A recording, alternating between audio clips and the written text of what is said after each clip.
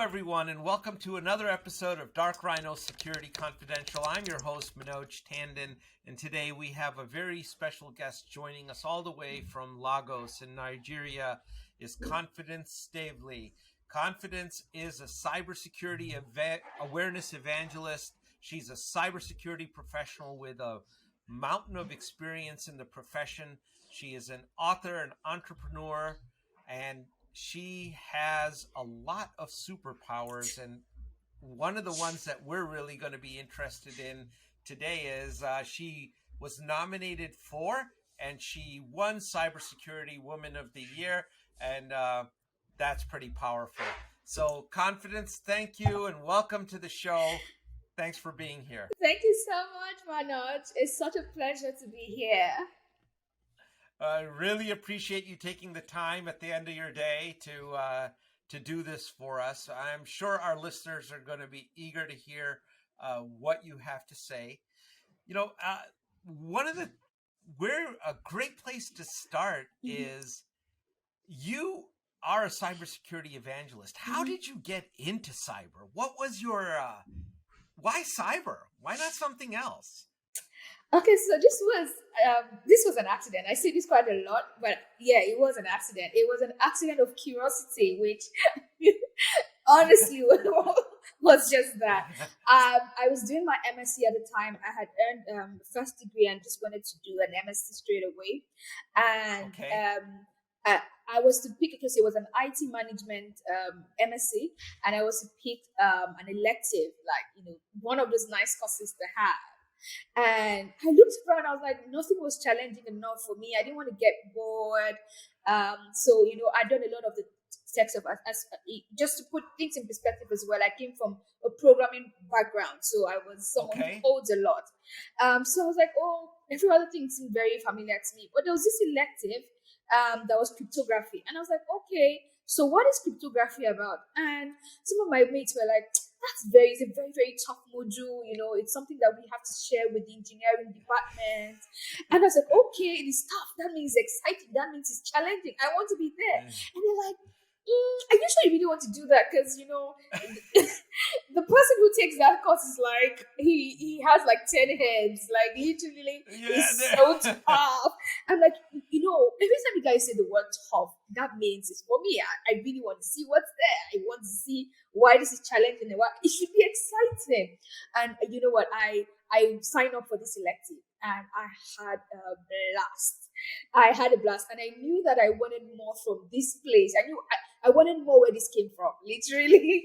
And that was did you have a heavy math background? I didn't have a heavy math background, but I had, at the time I was coding in Java and C# and C and OpenCV as well. I had built this automated intrusion detection system, but like with facial recognition. Where if you come in, okay, so I had built my version of a brand that actually works. I'm not going to mention the name, but when you come into somebody's house, you ring the bell and they can see you. I had built a Ring. Steve said the brand, so I had built a mini version of Ring at the time. So I was in programming, like that was what I was enjoying. So I came in from that background to enjoy cryptography. I was like, okay, so there is more where this came from, and I just wanted to explore. So you know what? You're the first cybersecurity professional I bet that says they enjoy cryptography. Really? So I don't know. But please keep. That's why I asked if you had a math background, because it's a very math-heavy subject. Yes, I don't know why I enjoyed it. Honestly, I don't know why I enjoyed it. But But there, you wanted more after that, so yeah, and I was curious. So for me, I think cryptography brought out a key part of me that I find has been keeping me going in InfoSec, which is curiosity. The curiosity that's packed up has helped me grow my skill set in just about many domains in cybersecurity. And yes, that was how it all started. I started building out the skills. I started, of course, working in environments where the skills were needed as well. So when you landed your first job in cyber, were you starting off as an analyst, or what did you do? I was starting off as an analyst. So I worked at the time for a small company. Before that time, I didn't exactly land my first role immediately after uni in information security. I was doing some, we call them side gigs in Nigeria. I was doing some side gigs in Nigeria, but within the InfoSec industry and nothing really formal. So I would sort of be like the freelancer you call in. And at the time, I was more interested in VAPT. So that was the bulk of what I was doing. And then, I then landed this job as an analyst at a small firm where they were building the next generation insurance products for the masses in Nigeria. And literally my role was to ensure that solution stayed secure. So that was my first, real role in InfoSec in the corporate setting. And it was also exciting as well. So, here stateside, when we get a lot of news about Nigeria, high tech is rarely mentioned, if ever, right? So it's so refreshing to hear from a professional that the country is actually investing in technology, right? Yeah. Right. And are you seeing, just as a quick aside here, Nigerian, the corporate sector in Nigeria, are they embracing technologies for cyber, or do you see them lagging behind? Okay, so in Nigeria, the maturity levels varies across sectors. So yeah, you find that the banking sector are very mature. Like the banking sector in Nigeria are way ahead of a lot of the sectors here in terms of the tools they use, even with the governance of cyber within those organizations. Their CISOs actually report straight onto the board and do not have to report through the CIO or any such thing. They're independent of the CIO, for example. So governance wise, with tools and a lot of the things they do, they're quite ahead of the curve. But there are many more industries they are still struggling to see the value of cyber. And I also believe that the reason why that is so is because digitization is not at the same pace or at the same level as the Western world. In the Western world, where there's a lot more digitization of just about every day-to-day task or business task in most organizations, cyber increases in its value, and of course, you can easily tell why this investment is worthy. But I see that COVID has actually done us some good here. What has happened is we've sort of been fast-tracked and then sort of move straight on to the fourth industrial revolution in Nigeria here, and everyone is like, you know what, let's digitize stuff. And while we're digitizing, everyone is conscious about cyber. And also within the lockdown period, we had quite a lot of breaches as well.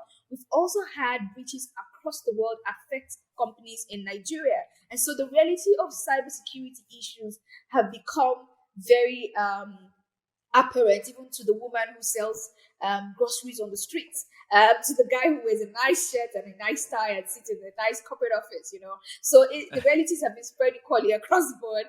And so people are beginning to, engage in conversations around cyber. I mean, I'm looking forward to to October, which is, of course, Cyber Awareness Month. And it's celebrated a lot here as well. So the conversations are really kicking in great gear. And we begin to see a whole lot more embrace of technology and all of the other things that are required to. Well, one thing you mentioned, you folks are, I'm going to say the word, a little more advanced than some of the things that even what we're doing here, is that you mentioned the CISOs have their own office, and we're big advocates of that. In American companies, and a lot of American companies, that's not the case. And there's a debate about that, whether the CISO should be part of the CIO's office or not. Yeah. But typically, if they are separate, then it would, a lot of times you take the politics out of the competing. Yeah. Exactly. What we're also seeing here, and that's been enabled by a regulation by the central bank as well. So we Oh, find as well that here, cybersecurity is more compliance driven. So maybe that's also where you guys are sort of maybe ahead of the curve than we are, or possibly at the same level. But here, cybersecurity is so compliance driven. So the reason we have that CISO guy who can now report to the board is a regulation from the industry's regulator. So we're finding that a lot of those regulations are playing a big role in expediting cybersecurity best practices and uptake of it as well across Nigeria. that's fantastic. That's great to hear. So tell me, what led to your nomination as Cybersecurity Woman of the Year, and then congratulations, by the way, you actually were given that recognition. So fantastic work there. Thank you so much, Manoj. And if I truly was going to answer that question, I would say I don't know. But I'm going to mention a couple of reasons why I think I was nominated. So one of it, and just to share a very funny story, I didn't know I was nominated. I also didn't even know I was Really? I didn't know I was shortlisted. So what happened was 3 days before I saw the email, I went to LinkedIn and saw a couple of people, that were shortlisted, sharing their pictures and saying they were short. And I was actually, sending applauses. I was congratulating other women. I had no idea. I had no idea. So apparently, the email attached to my LinkedIn is not one I check often. So it's the forward facing email isn't one I really monitor. So Okay. that was where the communication had been sent off to. So I didn't see it. And so I think it was a day to shortlisting me over. And I just randomly on a morning went to that email address and checked. And I found out on that same day that I had made IFSEC top influencers list. And that was the same day I found I was shortlisted. And I screamed my head off. That's fantastic. What a surprise. Like it was Saturday morning and I was screaming around the house. I was like, what's going on here? I didn't know. I was all over the place. And I'm happy that I was congratulating other people, that I was genuinely happy. And just to find out that I was also shortlisted. But I would say that some of the work that I'm doing in Nigeria and, also spreading out to the rest of Africa, the state is really commendable, and really, if I was to share humbly some of it, I've been quite a strong player in awareness and driving awareness around cyber issues. Some of it has also come with very unconventional but very effective methods. So, for example, my organization CyberSafe Foundation was able to secure a partnership with the UK government in Nigeria to launch a cyber awareness campaign in response to the increased cyber attacks that COVID was enabling. And we did something very profound. We launched Africa's first Afrobeats cybersecurity awareness song. So it was literally like a song you could be dancing to, but it's teaching about cyber, literally. And can you send us a link to that? I will definitely. We'll put that in the video. We'll put that in the podcast. We'll put it in the video part of it. Okay. We'll put snippets of it. Please send us. I definitely will. So we did something like that, and I also, we also share these really nice TikTok-like videos, but we don't use TikTok. We use Instagram Reels, and we make them really funny, but they're driving cyber awareness best practices as well. We make really short videos that also drive points home. We are also working with girls across Nigeria to give girls in underserved communities globally sought after cybersecurity skills. So, for example, as at yesterday, some of our girls attained hacker status on Try Hack Me, and these girls are only between the ages of 15 to 21. They've only been training for 4 months. So it's all of this work combined. I mean, we're also working with seniors as well to create content that's purposed for seniors to protect them. We work with Facebook as well to build literacy materials around protecting children.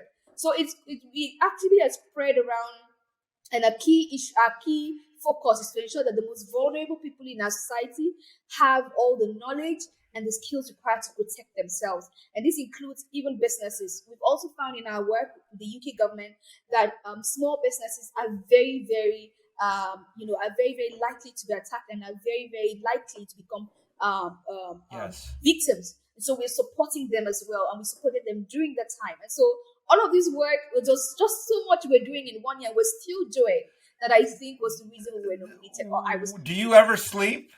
Do you ever sleep? I get asked this question a lot. I sleep. I think one of the things that I do really well, and I want to share on this platform, is I think I have a strength with rallying people around something I'm passionate about. So I pitch and I get a team that is even more passionate than I am on the subject. So you find that I'm able to do so much, but it's not me. It's all the people. It's an army. It's taking a village to do all of this. It's taking a whole community to do all of the work.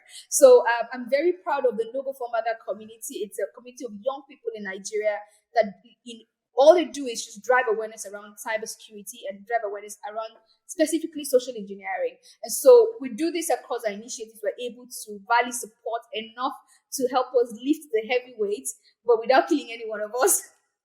So yeah. And you founded the CyberSafe Foundation, correct? Yes, I did.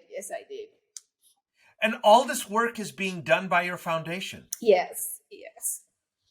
That's so. How big has your foundation gotten? How many people are you helping you do this heavy lifting? Maybe get a little sleep too. Okay, so we're sort of segmented across our initiatives. So we have 4 initiatives, and I think I've mentioned them on this call. We have Cyber Girls, that is equipping girls in underserved communities with globally sought after skills. And for that, for example, we have a volunteer community of about 21 mentors across three continents and 13 countries in the world. Yeah, we have coaches. We have about 12 coaches. If you go plus the batches, I think we're about 24 coaches right now. We have facilitators in each of the locations we're working. So that's about 12. So it's quite a lot of people at different levels helping in each initiative. In the campaign, I spoke about driving awareness around how social engineering happens and how people can protect themselves. We have close to 200 volunteers over there. Wow. And they're spread across the country as well. So really, it's just community. It's a big organization. That is a very significant effort and a wonderful achievement. Thank you so much, to Manoj. build that. To be able to build an organization that's as big and as capable and doing the work that you're doing. Thank you so much. So one of the things with CyberSafe Foundation is when you are looking at empowering women in Africa, in Nigeria, across the world, perhaps even in all the places that you're working, Mm-hmm. what is the biggest sets of challenges you're facing in that effort? I think the biggest challenge is funding. What's that? Funding. Money. Funding. Yes. Funding. So we are struggling with that at the moment. But we found creative ways. I mean, for me, I don't stop. When I want to achieve something, I go for it, and we find ways to work around it and get it to work. That is where I am. Recently, for example, we were lacking on laptops to help our girls learn. I mean, these are very enthusiastic girls who would not ordinarily be able to afford the quality of what we're giving to them for free. But we couldn't afford infrastructure, And just to put it in, give everyone listening to this a perspective, the 3 major issues to girls gaining digital skills in Africa are power, internet, and access to computing devices. These are things that are not problems in Western countries, right? But power, stable power, great internet, just say access to internet for starts, not even great. Access And then the third one is access to devices. A lot of the girls cannot afford devices. So how are you supposed to learn a digital skill when you don't have a laptop, So we had a weird sharing ratio. In some of our hubs, we had 1 laptop shared by 5 girls. It's something as bad as that. And so what we did was recently we couldn't afford to buy it, and we put out a tweet. And in the normal nature of the InfoSec community, people are just so gracious, and they sent us laptops. And now the girls I mentioned, just few minutes ago, have achieved hacker status. They're now in top 5%. That's try hack me. fantastic. Just 1 month from that time I'm speaking about. So if they're giving the tools we need, the people we want to help are ready to learn, they're ready to make the best out of their lives. But these shortcomings have been an issue. I also believe that, okay, you're going to say something, Manoj? Yeah, I was going to ask, has there been cultural hurdles with women taking a more advanced role? There Especially have cybersecurity, that's a very critical function, right? Yes, there's been those conversations, and I posted about one of them on my LinkedIn 2 days ago or 3 days ago, and somebody's mother, one of the girls we there's a beneficiary. She she casually said it, so I didn't think it meant so much to her, but it actually made me shed a tear. And she said, "Oh, because I checked on her and see she was making so much progress. Usually, when our girls make so much progress or they're underperforming, they get a hello from me. So either way, you're going to Yeah. get a hello. So if you're doing so well, you get a thumbs up. If you're not doing so great, I'm like, how are you doing? Are you okay? So I sort of do that with the girl. So this girl was doing so well, and I was like, oh, well done. I can see your has coming in great.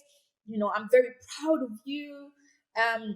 And then she goes, oh, thank you so much. This means a lot to me. You know why? Because every day I wake up and I'm trying to prove a point, because my mom has said, you know what, there's no point investing in you so much. You're going to get married away. So every day she wakes up. Yeah, she wakes up trying to prove a point that I'm worthy. So there is that cultural angle. Yeah, I saw that video. That's a video actually on your LinkedIn. Yeah, correct? it's crazy. It's crazy in Nigeria and in many parts of Africa where this is not an exceptional case. We've had this case. We have case upon case of how girls are having to cross multiple hurdles to access education. First, there's the hurdle of if they choose between the boy and the girl in the family, if especially because resources are scarce, and say, you know what, it's better of educating the boy.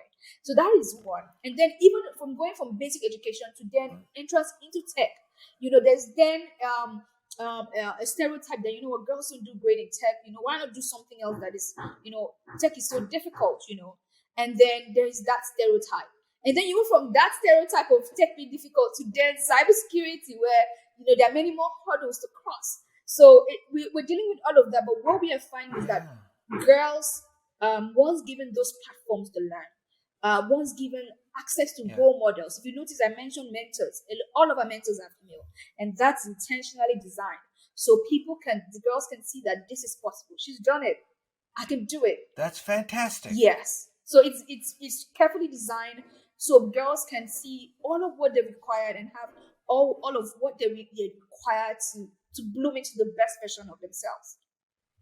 See, that's fantastic, and that's very brave. I can understand those cultural hurdles, and especially you look at non-Western societies, a lot of those stereotypes are prevalent. Exactly. But there's one stereotype that I'll demystify for everybody who's listening. And I think I've mentioned it a few times on different episodes, but we had a recruiter on, and she mentioned to us that cybersecurity is one of the only professions out there where women are making 30% more than men are in the same field, at least in the United States.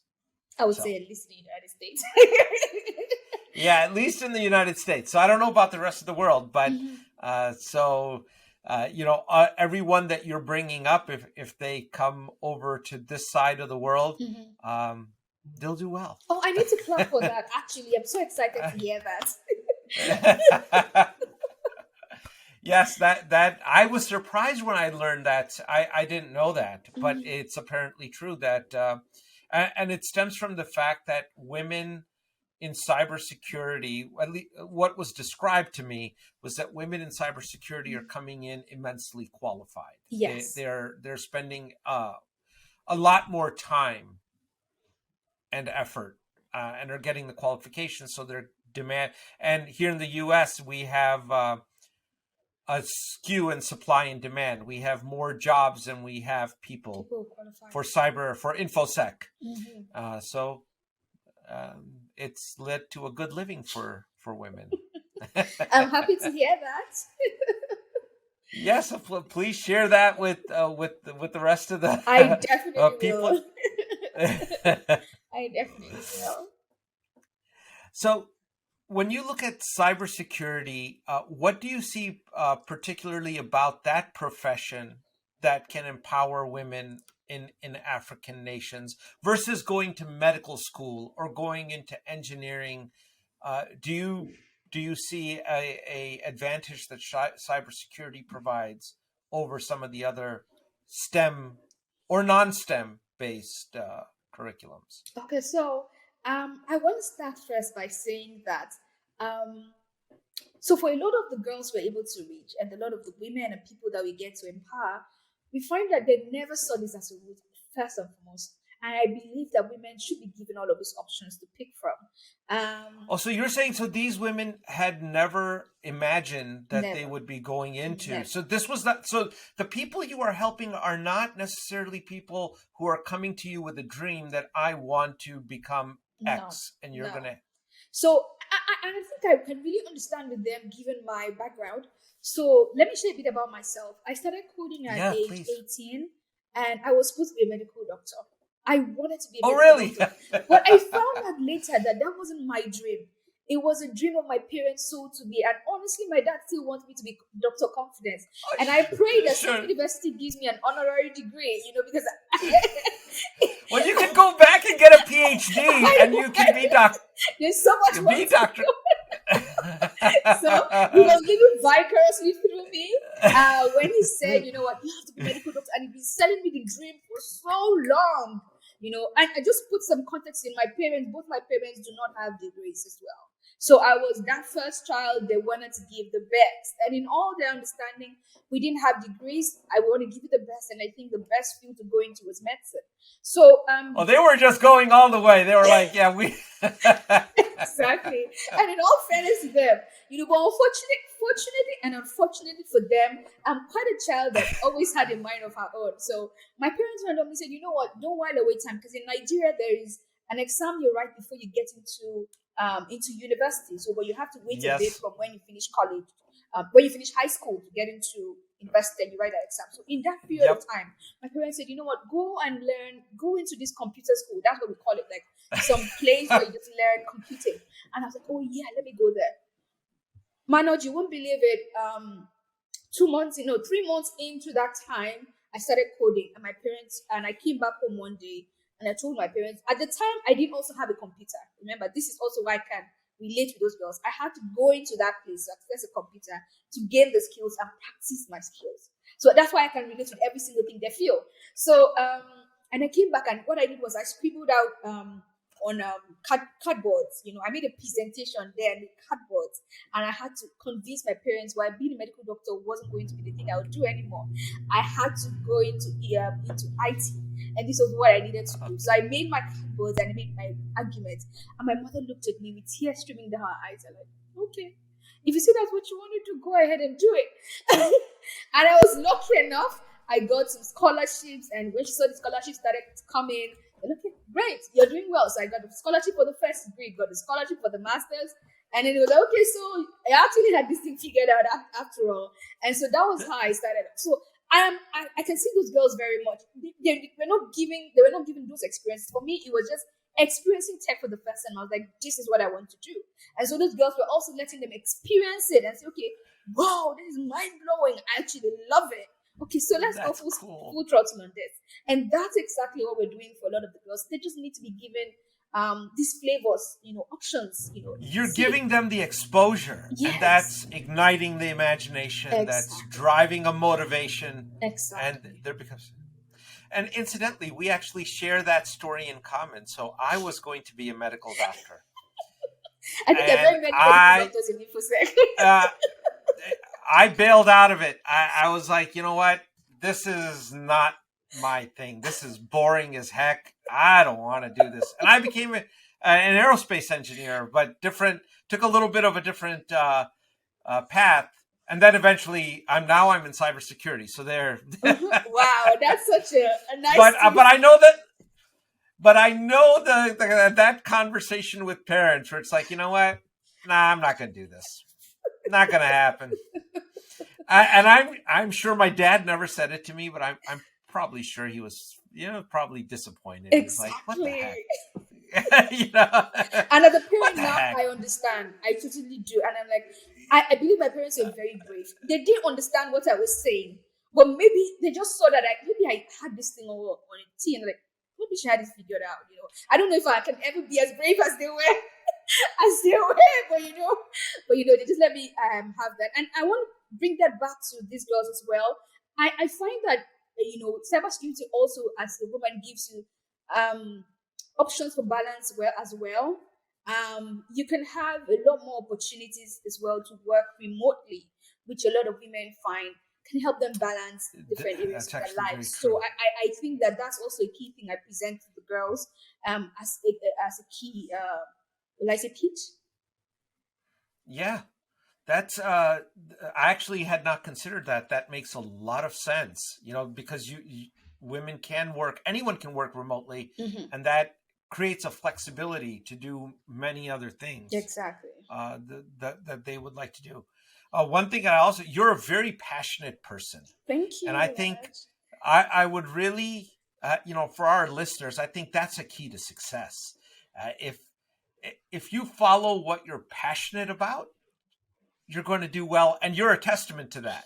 You've you've had great success, and it's obvious to anyone that's going to watch this and listen to this that you are absolutely passionate about what you do, and it matters to you. And I think any human being that takes that kind of a mental attitude Mm-hmm. is probably going to have success in their life Thank you so if they much. follow to that.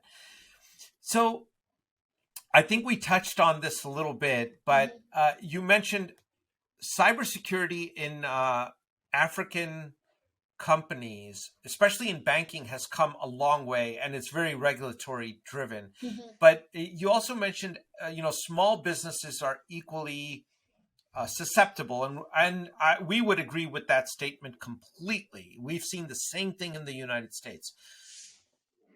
Do you think those smaller companies are developing an awareness? Is the CyberSafe Foundation holding any educational um, classes or seminars and things to educate some of those other sectors in the economy about cyber? Thank you so much, Manoj. I actually wrote a full page article for a major Okay, Nigerian daily. I'm going to share the link as well to share. please do. We'll put it in the show notes. Yeah, to Yes. share some of the findings we had. I mentioned that we had this time when we worked with the UK government to drive awareness. That project was broken into two main parts. One of it was mass awareness, where we reach millions of people with cyber tips, and then the other segment was targeted at small and medium scale enterprises. And what we did in that side of things is we brought in employees, technical and non-technical employees of SMEs, and we upskilled them.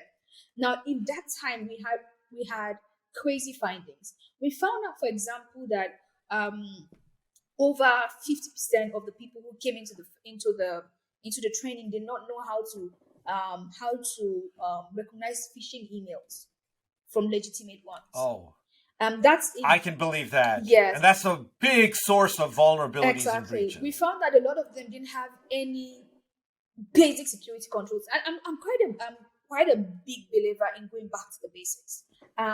What are the basics? Having great passwords, two-factor authentication, and having firewalls, and having ways of detecting cyber attacks. Those Yeah. very basic things. A lot of them didn't have any of those basic measures. Down to, and when I mean small businesses, I mean sometimes as small as those that just do business via Instagram.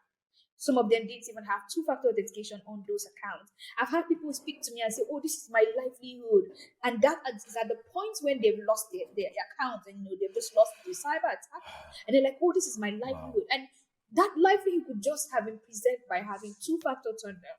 So what we have done is, in that time where we had the support of the UK government, we're able to have these sessions with over 4,000 SMEs.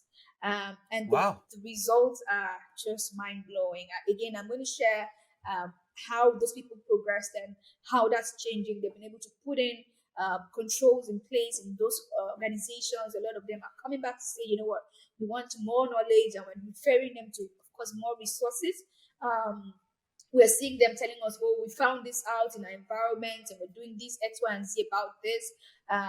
So we've had quite great success stories, but we are hoping that we can continue to do that work and possibly begin to build models around how other countries as well can implement this, because we find that this is a big brain problem.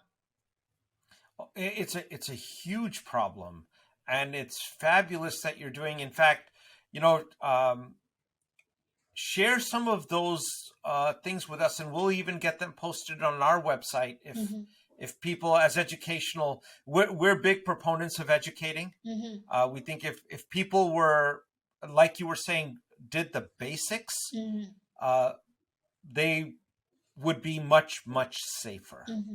And we'd see, so as you put things out there, I would say, share them, and we'll make sure that they get out as much as we can.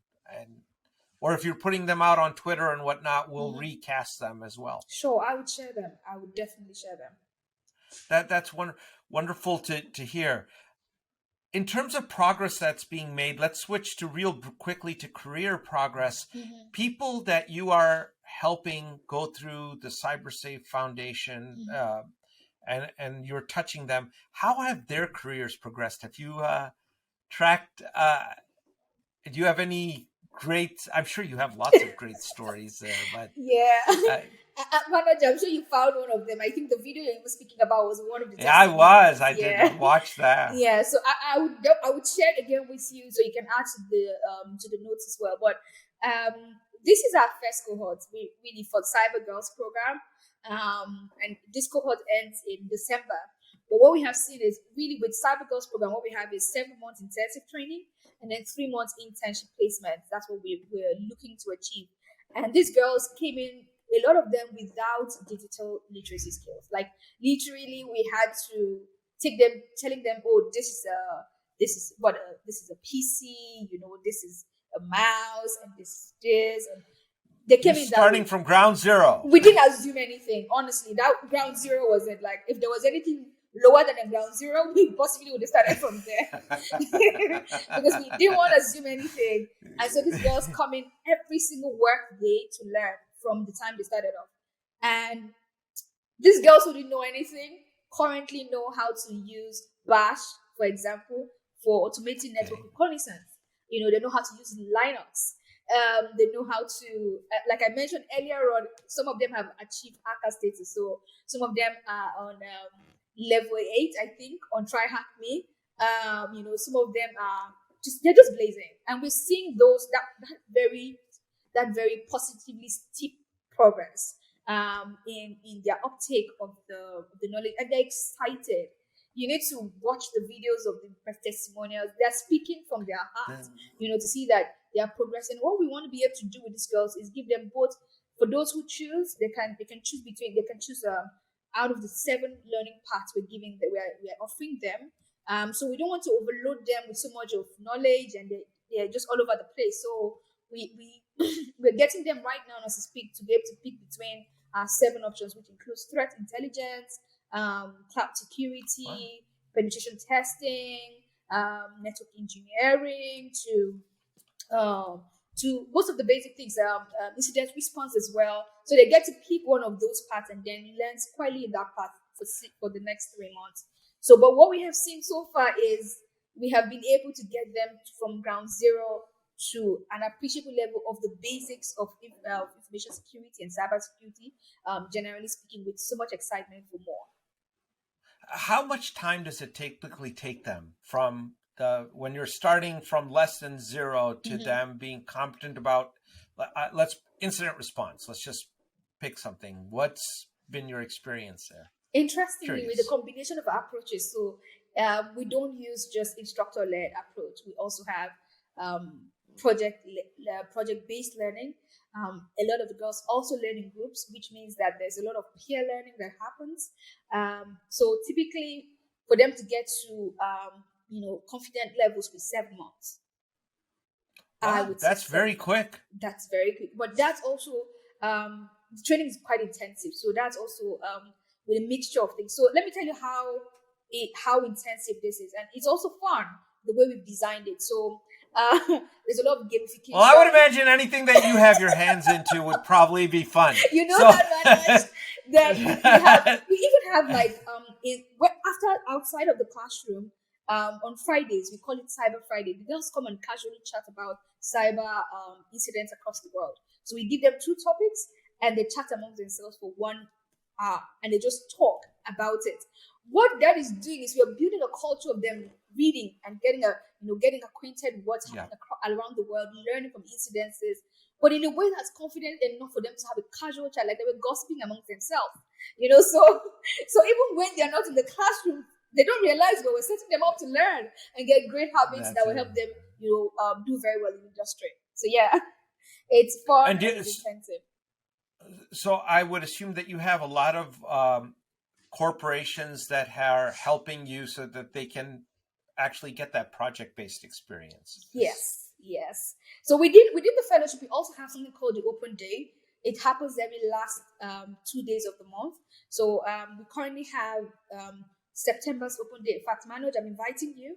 Come and see the girls actually show off. It's their day of showing off. So they're coming in their peer learning groups, across our 6 locations, physical locations in Nigeria, and they just connect via the internet and show off. For some girls right now, they are learning how to work with Splunk. So they might come in and want to show off what they've been able to do with Splunk. So their project-based learning. Project-based learning is not just outside of the fellowship during their internship, but it's also set up in such a way that they are able to learn, or they are able to work on a project towards their open day. And in so doing, they actually get something done that they will be taking on into the real workplace. So by the time they get into the real workplace, when they're getting placements, which again, yes, we are getting support from corporates within and outside Nigeria for the placement. They then sort of go in with their hands slightly soiled and can actually get work and value delivered in those spaces. Fantastic. Send me an invite. I will. I will. This COVID thing has shut down everybody's travel. It's just made everything not fun anymore. But please send an invite. I would love that. That's fantastic. See, I would be. I'll reach out to you separately. I'm very interested in the curriculum because we're doing work here with disadvantaged people, trying to get them involved with cyber. I'd love to, instead of reinventing the wheel, if you have good ideas, I'd just love to learn some of those, and maybe we can apply those with some of the work we're doing with disadvantaged people here in the United States. That would be wonderful. I'll be very glad to share. That would be fantastic. I can see why you won Cybersecurity Woman of the Year. You're tough competition. That's tough competition. So, getting back to cyber real quick, what do you see as, if there was one thing you were going to evangelize with everybody, about cyber or information security, what is it that what advice would you give them, or what would you have to say? If there was only one. Only one thing, yeah. Because we know there's a lot of things. So, but I'm gonna force you to one thing. 2-factor. It's really? Multi-factor authentication is such a big thing that I believe can really, really help. A lot of people still struggle with password hygiene. And it's one of the biggest issues we have in the African continent as well.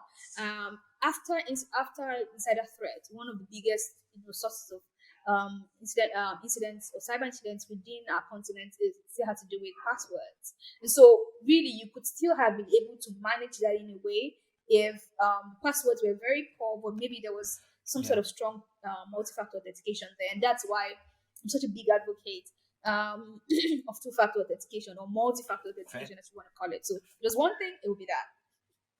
Fantastic. Let me ask you, how could our listeners get involved with your work? Is there anything that our listeners could do if they wanted to get involved with the CyberSafe Foundation? Oh, there's so much of volunteering opportunities here. And, I tell people that, sort of come in contact with us, I was like, you really want to decide that you want to volunteer, because once you get in here, you will get so what's the word again that I use? You will get so blown away and so, I don't want to say the word that's coming to my head, but you get you'll be captivated. You'll be captivated. Totally... Exactly. You will be so captivated that you really want to do more. So yes, we have volunteering opportunities within all of our initiatives. As we speak, if you know how to speak a language other than English, for example, we're looking to, or rather, we're working on some handbooks to ensure that the information we've been able to put into materials in English, we can translate them to other languages that are consumed across Africa. So if you speak Arabic, if you speak Swahili or any other language or French within Africa, please, your skills are required here. We also need volunteers across Cyber Girls initiatives as well, the Cyber Girls Initiative, to help with the girls. So the skills are required here. And we really need donations as well. I can share a donation link as well. We need partners. We really need partners. For some of the partnerships we need, to subsidize the cost of things that we are currently consuming. We're not for profit, and then we really need all the help we can get with funding. So it might not be handing us cash. It might be giving us something for cheaper or for no amount. It could be just that. It could be that as well. So it could be with infrastructure. For example, we've spoken about laptops. For example, that could be something that could help a girl in Nigeria, in Ghana, that we're going into very soon. Really, really, really help with her learning. So yes, you can donate, you can partner, and you can volunteer. That's fantastic. And we'll put all the links in the show notes that you send us. So everyone listening, please make sure that you open up the notes and get engaged. Confidence has, it's a great organization, and they're doing fantastic work. We're at the hour here. I wanted to give you a chance. Anything that you would like to mention or bring up, it's your floor. Oh, Are you any other publications you're doing? Any books you might be writing? Any movies that you might be appearing in? Oh yeah, movies, clickbait. Yeah. I think I'm planning a watch party for the girls as well. On Netflix. Yeah, because Cyber doesn't have to be all so, sometimes you can just chill out and just learn about, but I'm really liking some movies like clickbait on Netflix, and I think everyone should sort of see it. And there's a book I'm also really digging now, Cybersecurity Attack and Defense Strategies. So this is one that if you really, really want to look at, actually you just making an entrance, and you want some expert insight, this is a very great book, and I would absolutely recommend it. I know that the camera is mirroring this, but I hope you make sense out of it. But who's the author? Yuri. I can't say his last name. Yuri and Edal. So okay, I could send you that as text. No, I'm sure the camera will get it correct.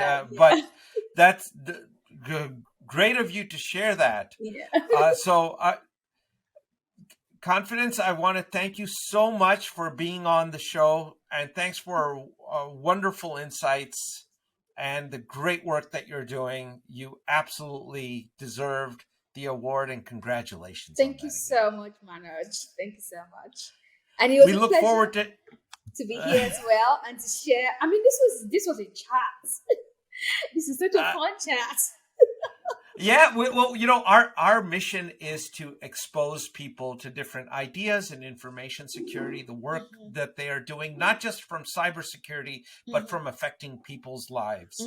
And you are one of a very great personality to have. I had a great time. Thank you so much, having this chat on a Friday. What a great way to kick off the weekend. Yeah. And we'll have to get you back. Yes, we're going to have to get you back. We do. We'll have you back on the show at the next major milestone, which I'm sure will only be a week away, but at the rate at which you work. But again, thank you so much, Confidence. Thank you so much, Manoj. It's a pleasure to be here.